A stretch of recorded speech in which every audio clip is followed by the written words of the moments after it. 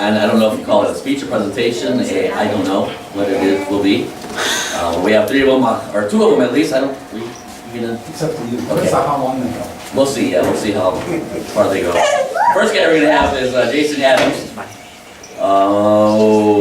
Met him very quickly after, in fact, I think our first VBS here, that I was here, we had a heroes theme.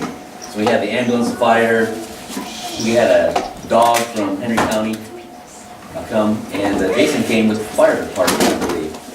And so I met him pretty quickly upon here. I had very little settling time before I met Jason. It's really, I guess, all I can say. And then joined the ambulance, and he was on that. And I can honestly say that those 2 o'clock in the morning calls were very different when he was the other guy on the crew compared to all the other ones that I would get teamed up with at times. I don't know that I've ever maybe laughed so hard at 2 in the morning when I was with Jason. But then there shortly thereafter he was deployed, and we were able to have several, I think, really good discussions, serious discussions, even before he was deployed. When was that, about 3 or 4? First one was 3 to 05, second one was Yes. But anyway, he's just been a friend. A few years ago when we got our first gun in the house, again, things that you learn from that you maybe shouldn't have done, but I had Jason come and give us a whole rundown of firearms and safety, and there are things that you learn to regret maybe in life, but just kidding, I'm just kidding. Have you shot yourself? No, I haven't myself yet. No, in all seriousness, no, if you ever want a excellent presentation on firearms, he really did, to be honest. But I'm hesitating. Can you see I'm stalling? I'm hesitating. I'm just very nervous. So we're gonna have Justin come. No, I want to have Jason come and see what he does. Yeah, exactly. Alright, one of you kids run up to my truck and get my discos all in. So, Sergeant First Class, retired, Jason Adams, here in town, and I met Art, and I like to play around, but I do have a serious side, and sometimes it comes out in jokes. So, first thing I want to talk about is basic training. And I mean, I'm Army 20 years, so I don't know much about Marine Corps basic training, except what my friends that decided to go to the Marine Corps told me. But they're all the same at the end. Alright, it's going to change you. It's going to be a bunch of people yelling at you and you don't know why. And you're going to think to yourself, I didn't do anything wrong. No, you didn't, they're just yelling. It's not because they hate you. It's because that's how they communicate. And second of all, their job is to get you to perform under pressure. There's no greater pressure that you're ever going to face than when you're scared for your life and there's things happening around you that most people see in movies, and yet you still have to perform your job. That's why it starts from day one. The minute you get to, where are you going? San Diego. You're going to San Diego, okay. The minute you get off the bus, every minute of your day is for a reason. Everything you do has purpose. Okay? From the minute you wake up to the minute you go to bed, everything you do is for a reason. And they talk to you a lot about attention to detail, following orders to the T. Those things will serve you well, not only in the Marine Corps, but for the rest of your life. All right? Attention to detail, how you clean your rifle. It will be spotless. You will be a master of that weapon. You can put it together with your eyes closed.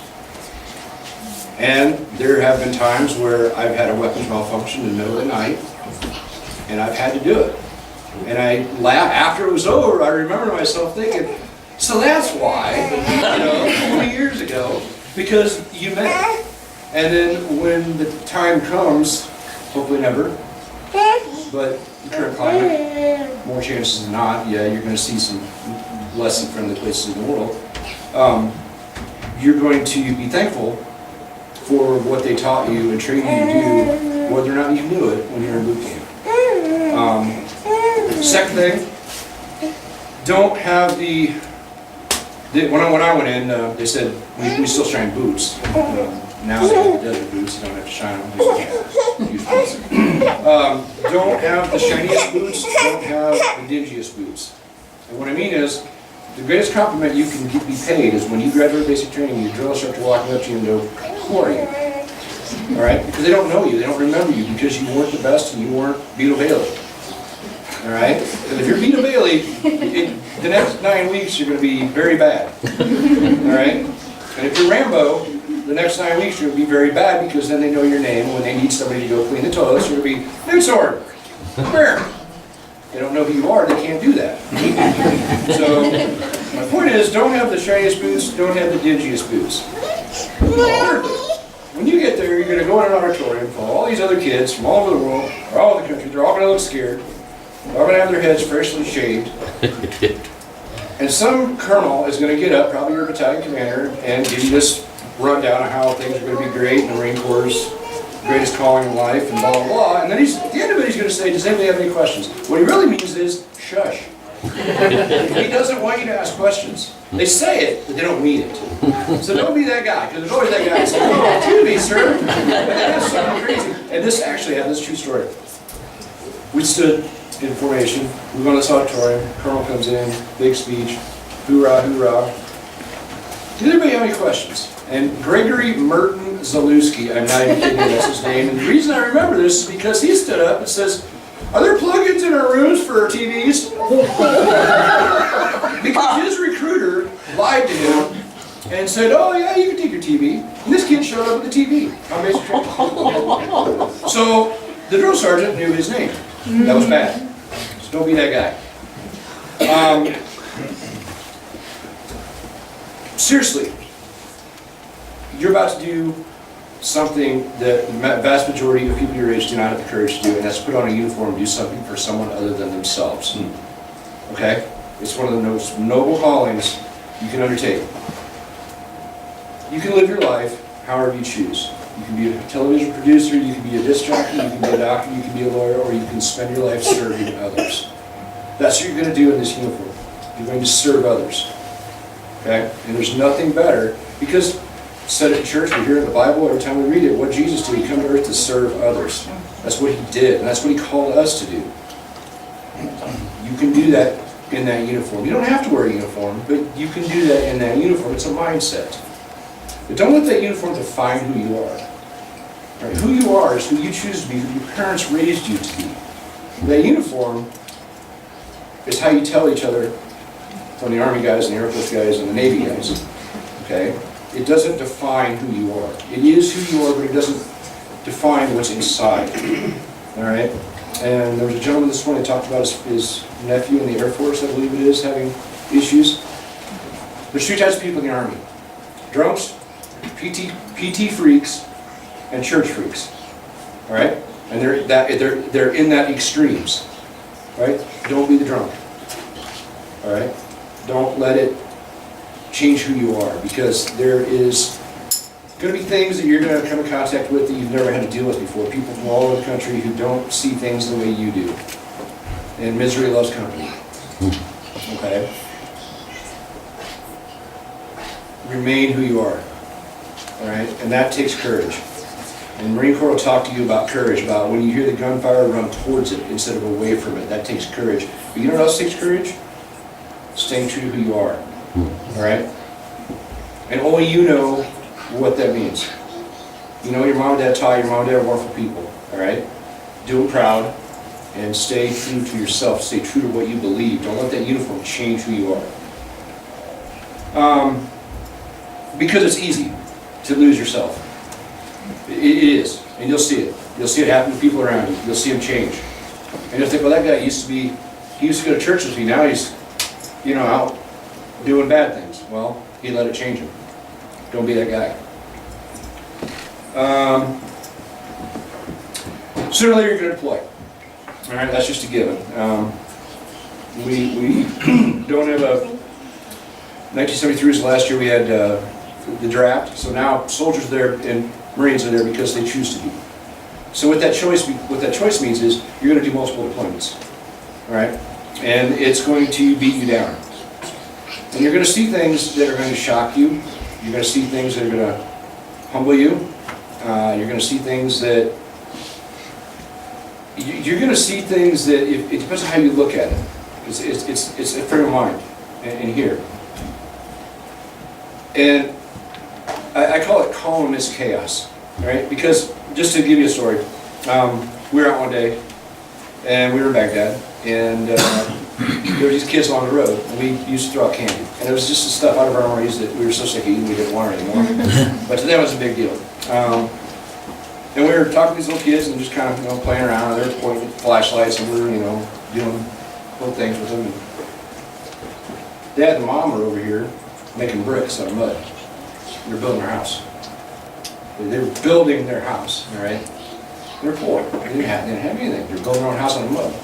This guy comes over, and we didn't always know how to take the adults, because sometimes they hate us, sometimes they accept us, but at the end of the day, we're different. So there was some trust there.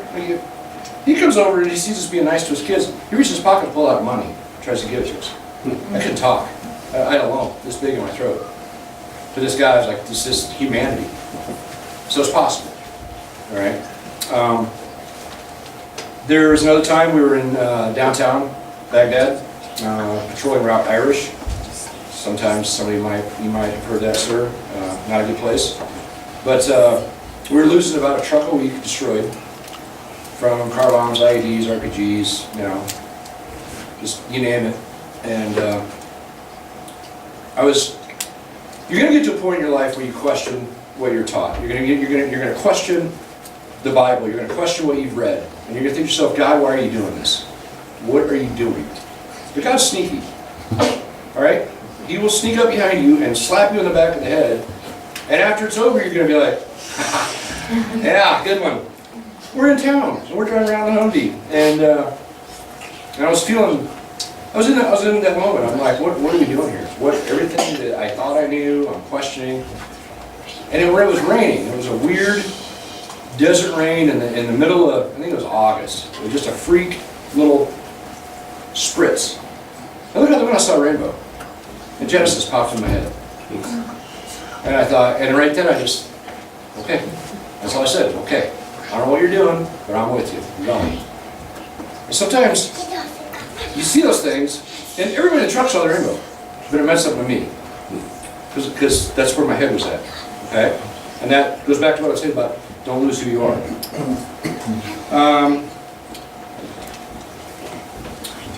There's a time to shoot, and there's a time to help. There's a time to kick in the door, there's a time to knock on the door.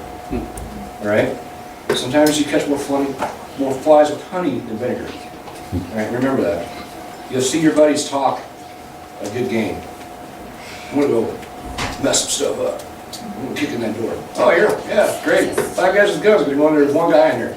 You're a big man, stud. Go get him. I'll film it. All right?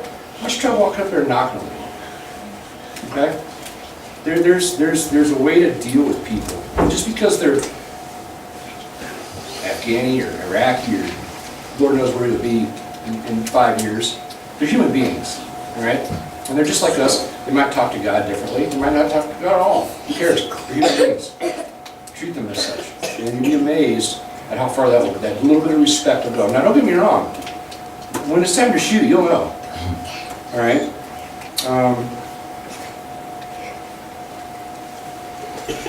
There was a guy in Baghdad who would tell us where bombs were. He was a shepherd. Simple, very simple man. And all he wanted was, he'd come and he'd talk to us through the interpreter, and he'd kumbala, bomb in Arabic. And sure enough, there'd be a mortar shell or a rocket. One time we found a smart bomb that hadn't exploded. Kind of cool. And because he's out walking the sheep in the desert, he knows where all that stuff is better than we're ever going to find. And all I wanted was the little taste your choice coffee things out of our MREs. And I called back home and I was talking to my mom and dad, and I'm like, hey, Mom and Dad, you're not going to believe this guy's he loves these Taster's Choice things. So my mom and dad went and got a big thing of Taster's Choice and boxed it up, and we were on patrol one day and I saw him. We were standing there talking, and I pulled out this thing of Taster's Choice, and I said, through the interpreter, I said, this is from my mom and dad back home. I told them about you. This guy started crying. Because he couldn't believe that I told my mom and dad about him, and my mom and dad thought enough, you know. And we talked, and he always had these beads, that they were his prayer beads. And don't throw anything, but I'm Catholic. Don't hate. And I had my rosary. And I showed him, and I said, Steve, you know, maybe we're not that different. And it's just those building bridges that sometimes can take you a long way. Come home. You gotta say a word to anybody about what you see, what you did, all right? They wanna know. Sometimes they really don't wanna know. They say they do, but they don't. You don't have to explain yourself to anybody, all right? But it is possible to serve God with a gun, and that seems counterintuitive. Just because you have it doesn't mean you have to use it. When it's time to use it, you'll know. All right? Trust that you're there for a reason. And it doesn't matter if you're here on American soil or over there. You can do whatever you do every day to serve God in some capacity. All right? In that uniform. And don't forget that. When you come back home, you take that uniform off, what you learn doesn't change. Okay? So just remember that. If you stay in for 4 years or 20 years, it doesn't matter. All right? You'll learn life skills here. But you already learned life skills here from them. All right? Oh, that's all I got.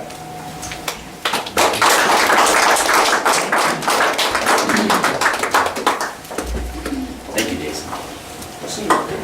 It was excellent. I'm shocked. Next, I think most of us know Justin. I think I met him just over 10 years ago, coming back from being deployed, I believe. It was the first time I met him.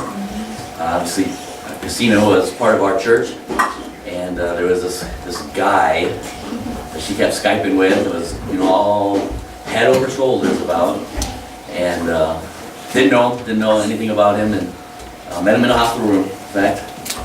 And first time, you know, he's pretty much right off the field, I think, and pretty tough, And I remember thinking, oh, Christina,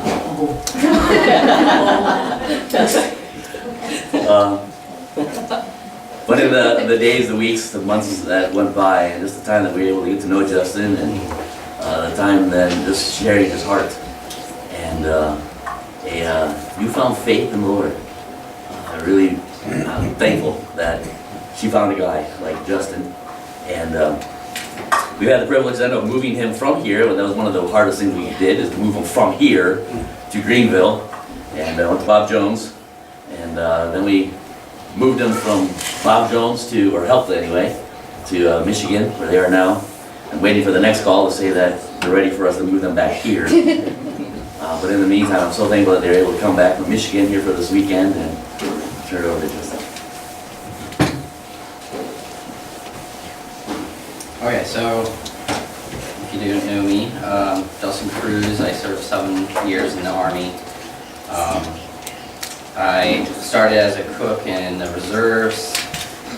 I realized I had about 6 to 4 hours in the day to myself outside of the 18 to 20 hours of work all day, every day, to serve food to people. And I didn't want it, and my brother helped me, got connected. Used my brother at West Point to be able to help that change in so I could change my position, my MOS, my job, and I ended up going infantry. And that's actually what I wanted to do from the beginning. I don't know why I went. I was just kind of following. So went infantry, got to train, I was really good at all the PT stuff, so during training near the end, they just say, go over there, do some pull-ups. And I'm sitting there doing pull-ups. And they're like, get down! Okay, get down. You're over there, and then you're going airborne. Oh, okay, airborne. So I went airborne, 82nd Airborne. Served there for 5 years, 2 deployments, Afghanistan and Iraq. I wouldn't have any any gentle words to say the amount, the intensity of stuff that I experienced. But God used all that to soften me, because I was a very hard rock. And so anyways, I came out of deployment, and a few months later got out of the military, started coming here, and a 6-month period of time God used Pastor Art and my questions and Dave Jaspers and Pastor Art led me to Christ. So now we're at 8 years later. Since then, I was actually at one point, when I was in the military, just to have a little bit of a reference, I was one of those soldiers that he would have been serving, trying to keep me alive for myself. And so I'm thankful that God preserved me, put the fear of death and whatever else in me, because when you're in AJ, it feels like you can't get out. You'll be in situations that God has put you in that you feel like I can't even turn around if I wanted to. And so that burden is good, even though it's not pleasant to experience at the time. So that all I mean to say, I have some pointers that I came up with for AJ.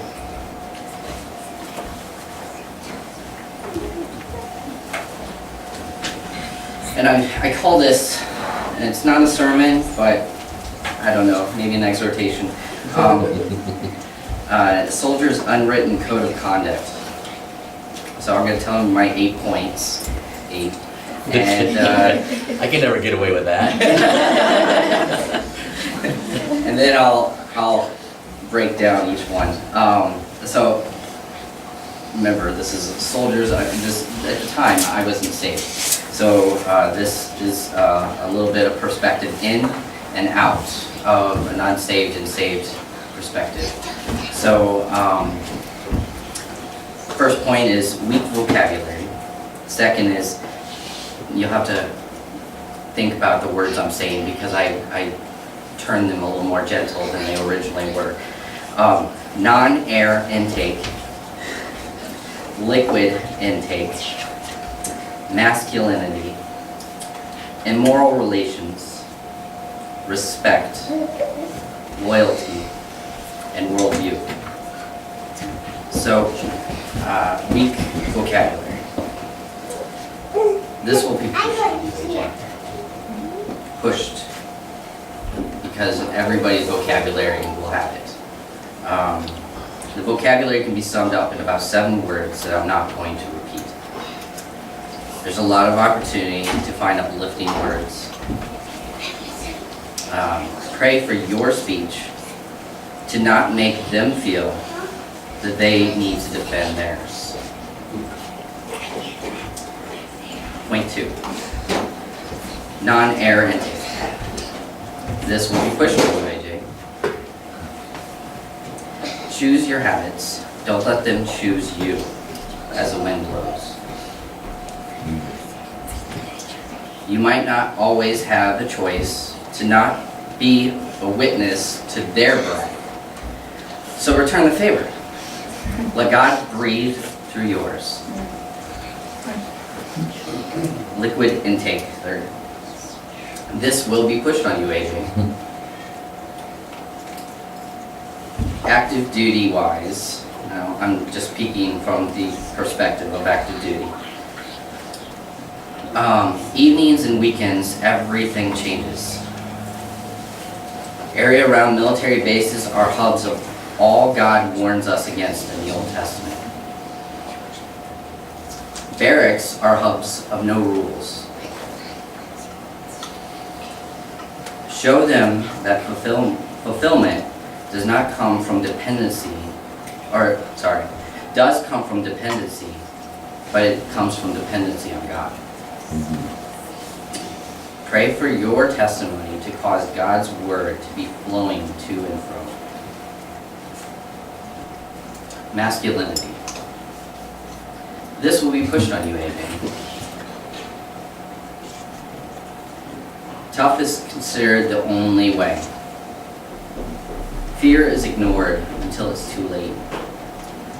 Self-destructiveness isn't considered a symptom in need. Service-level friendships linked by time, not authenticity. You might, and this is a generalization, you might find authentic relationships, obviously. God could find you to another man just like you.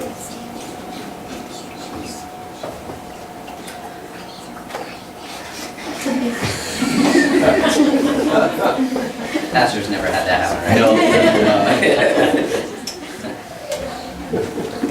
right? Pray for the empathy to see this and the boldness to present God's awesome grace. Immoral relations. This will be pushed on you, AJ. The average 30-year-old, and that is my just literally seeing it one after another, after another, after another. The average 30-year-old is on his third marriage, his or her. Purity is viewed as shameful, by whom fear others over their Creator. Pray for continued intentionality to take up your cross daily and follow Jesus. 6. Respect. This will be pushed on you, AJ. Visible when it benefits, when its benefit is possible. Known when profit is within reach. Some of these you have to kind of ponder over. You're just a number many times. So especially to those who use others to look good, to gain rank. Pray for your actions to be wrapped in consistency, enough that others will give God the glory instead of you. Loyalty.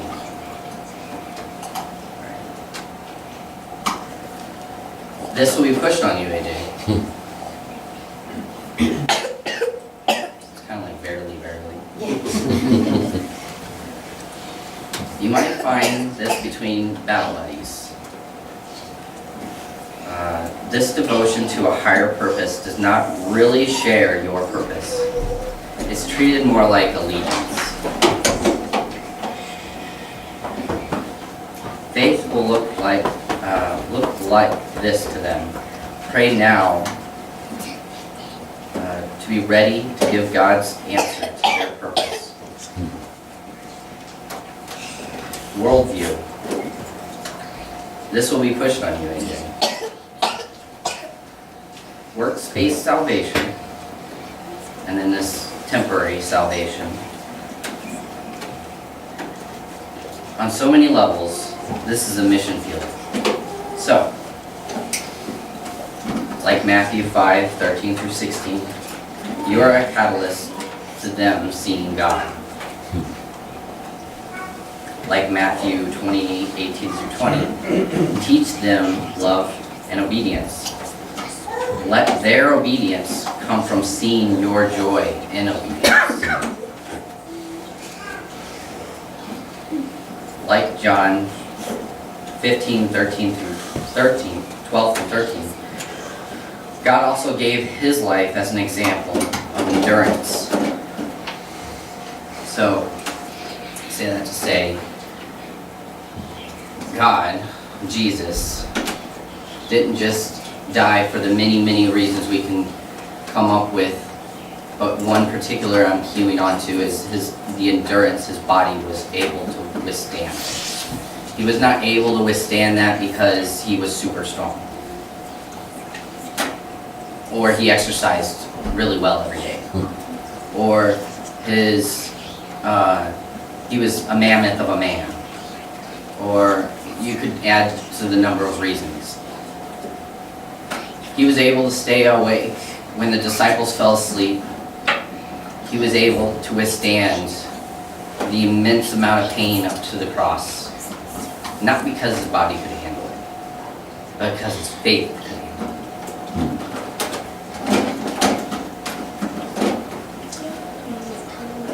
it. Okay, so like Romans 1, you are to share truth, but remember, God changes people. Don't put that onto you as your responsibility. Thank you.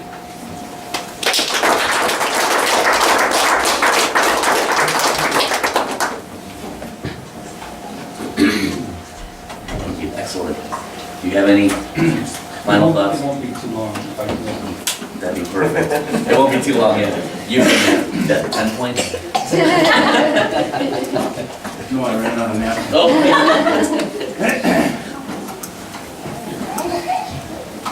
I have really enjoyed what's been said already.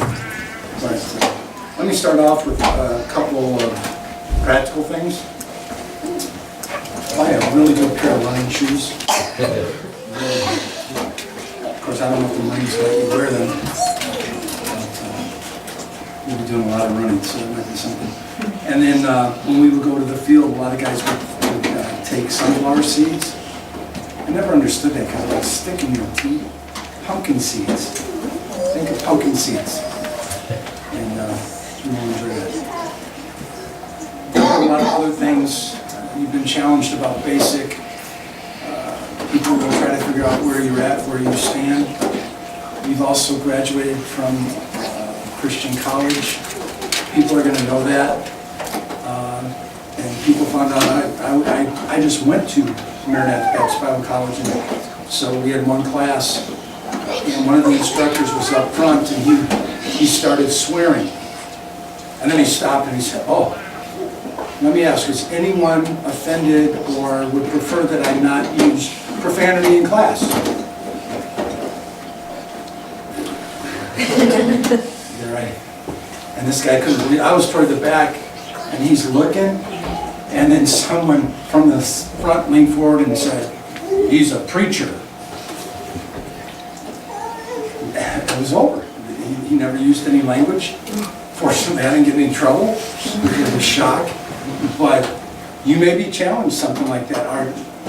Is what you believe enough to where you're willing to identify you in front of everyone? And that's a call you'll have to make.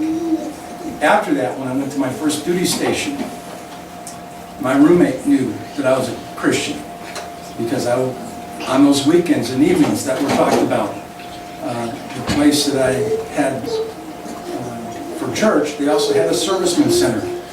And the serviceman director was a graduate from Maranatha Baptist Bible College at the time. And so he would let us come, and sometimes there would be 5 or 6 guys on his living room floor sleeping there on Friday night and Saturday night. Why? Because of all the junk that goes on if any of the soldiers or a lot of Marines there coming on Marine Corps Air Station, if they were back on post. And so I appreciate that. So I'm praying that you can find a good church that you can go to. But this roommate, he told me his goal was to get me to use profanity. That was his #1 goal. And then in the bathroom, he had magazines piled up, and I'm going to say, what kind of, and he would do those things simply to antagonize me because of my faith. And you can either let that get under your skin, or I almost took it as, this really bothers him. And it's like I used to have a pastor friend that would always say, when people bother you, kill them with kindness. And I kind of like that. Kill them with kindness. Okay, I can do that. You know, and someone give me a hard time, I would be overly nice to them. They give me grief, I would go overboard trying to, hey, what else can I, oh, you dropped this here, you know. Just out of my way to the point where it's like, they didn't want to be around me typically. Or they would ask me, what makes you so different? Well, there's your opportunity to share Christ. So, and it's a powerful opportunity there. So don't be surprised once they find out that you're a Christian, and hopefully they do find out. You know, not that you have to wear anything on your chest or anything, but the fact that you don't use profanity, everybody else does, it's not going to be long they're going to notice that. That you maybe bow your head at mealtime, nobody else does. You're not that. You're strange, you're different. But then they're going to find out, yeah, it's kind of neat. I like the way he treats other people. I like the way he treats me. I respect him. So just be aware of that.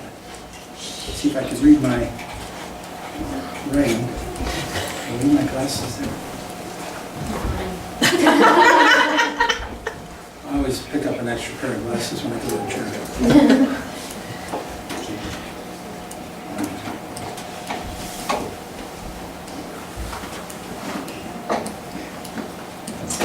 Got a combat link.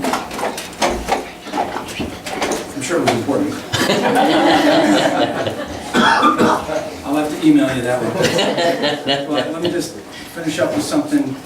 I coach soccer, and I wanted something to try to get the guys focused, not just on soccer, the activity, but how can putting all this effort and all this work mean something? And I'm hoping you can apply it, because you're going to be putting a lot of work, a lot of effort with basic and everything you're doing. And I came up with the word ready. And I'd ask the guys, are you ready? And then as we go through the season, you know, we won 3 games and lost 9. Are you ready? You know, but we went to state, the Lord blessed, we actually won state. Yeah, I'm shocked too. But I wanted them to grab onto this and think this is what's most important this season. And for each of the letters it stands for something that helps me typically remember. But the R in ready was respect. Show respect, have respect. In the military, not just to those over you, but show respect to those even under you. You're coming in as E2, so you're already going to be able to give orders. There'll be people under you. Show that respect, give that respect, and that will be appreciated. It'll be remembered too. And then the E is encourage. Be willing to encourage folks, sometimes even folks you may not like. Maybe they need it though. And by being that encouragement, it might open a door as far as an opportunity to share Christ. But when people talk about you, what would the first few words be that they say about you? And that's what I would hope respectful, encouraging would be some of the words that would be. And then A, and this is something I really worked on the guys with, achieve your goals. Set goals. There's a saying, he who aims at nothing will always hit it. Okay, don't be that person, okay? You already set a goal as far as Marines, so you're already on your way. That right there. But set other personal goals. It may not be that you hit it, but God can help direct you. Just like with me, my goal was law enforcement, and he shut that door. What was interesting later, I ended up with 14 years of law enforcement experience. So even by being willing to put it away, to give it to the Lord, he actually gave me some back. So that was kind of neat. But set some personal goals. Achieve those goals. And then the D is demonstrate Christ. A lot of the guys that you're going to be with, and girls, in the Marine Corps, aren't even going to have a Bible. And you will be the only Bible someone will see. So it's really important that everything you do, everything you say, as much as possible. We're human, we sin, we backslide sometimes. ask the Lord to forgive us and move on. We make mistakes. We might yell at somebody that we shouldn't have. Be willing to go and say, hey, I'm sorry, I shouldn't have done that. When a higher ranking person does that to a lower ranking person and say, hey, I'm sorry, that'll send shockwaves. Okay? NCOs don't do it. I know you're not an NCO yet, but 18 months it should be. So, I hope. We'll see what happens. But demonstrate Christ. And then the why, the last letter there, anyone want to guess what Y might stand for?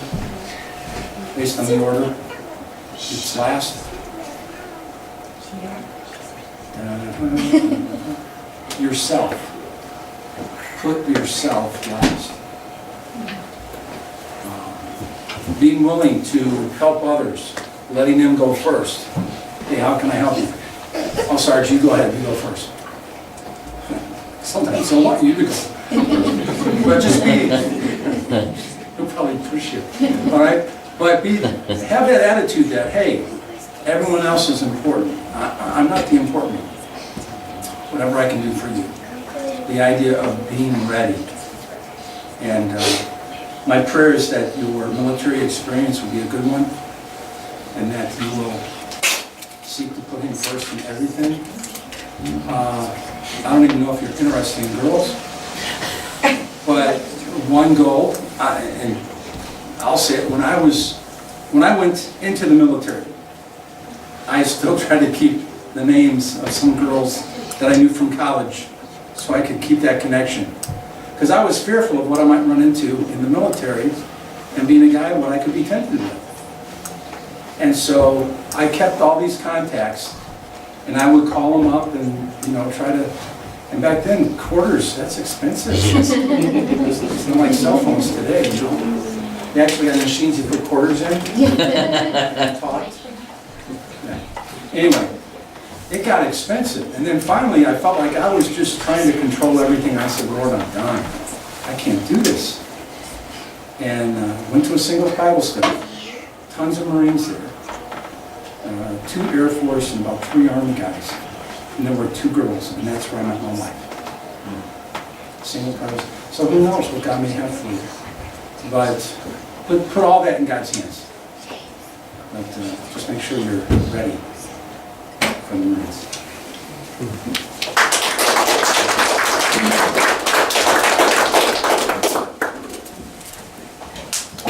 There's one other person who wasn't in the military, but my brother's here, and if he has something to say, we're all going to hear it anyway. So if you had something you wanted to say, I'll turn it over to you, but put you on the spot. I could say a few words, you know me. Maybe we might as well do it now, or we'll get everybody's attention later. I can do it from right here, though. Okay, All right. deal. Hey, Jack, as a family, we're just really proud of you, and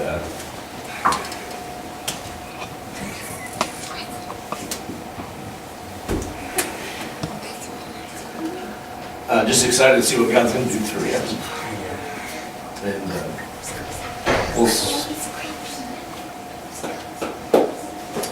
I'm getting a tear out of the arts. Yeah. We're just certainly going to be praying for you. Lord would watch over you, protect you, and listen to the advice of these guys and what they have to tell you. And we're just really, really excited for what God's going to do. And excited to see this. So, a little nervous, because I'm the old guy that has to think of his nephew, but I'm proud of you. Very proud.